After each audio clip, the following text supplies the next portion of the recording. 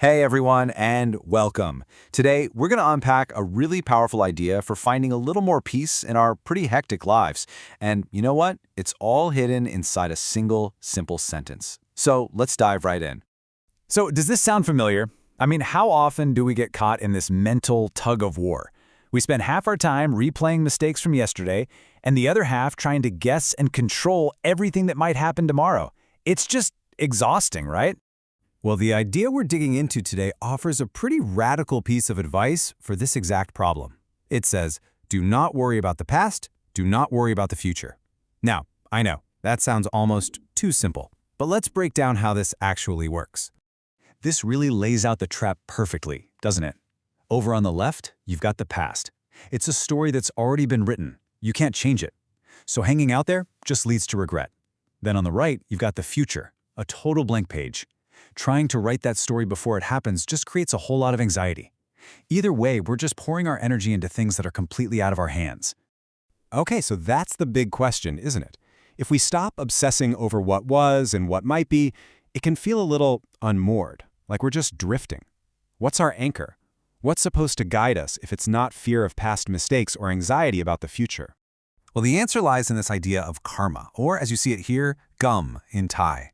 Now hold on, let's be really clear. This is not about some cosmic judge keeping score or some predetermined destiny. Not at all.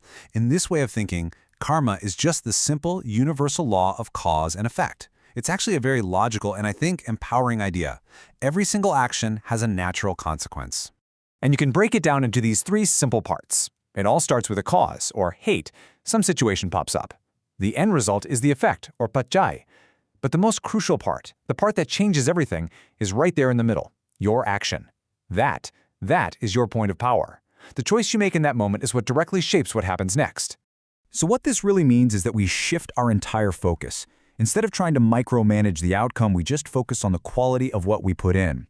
If we make our actions thoughtful, intentional, we can trust that the effects will take care of themselves.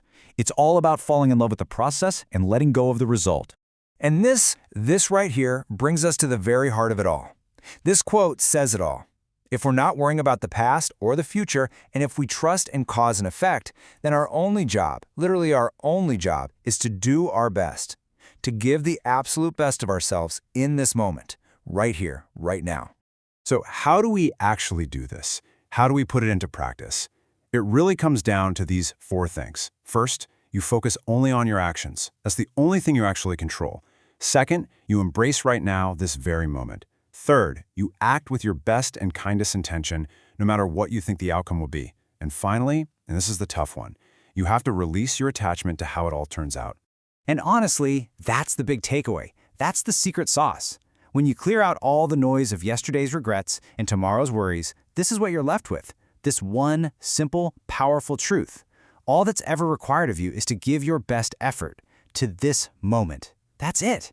That's where you find your peace. So, as we wrap this up, I want to leave you with this question. Not about what you're going to do tomorrow or in an hour, but what is one small thing, one best thing that you can do right now? Just think about it, because that's where it all begins.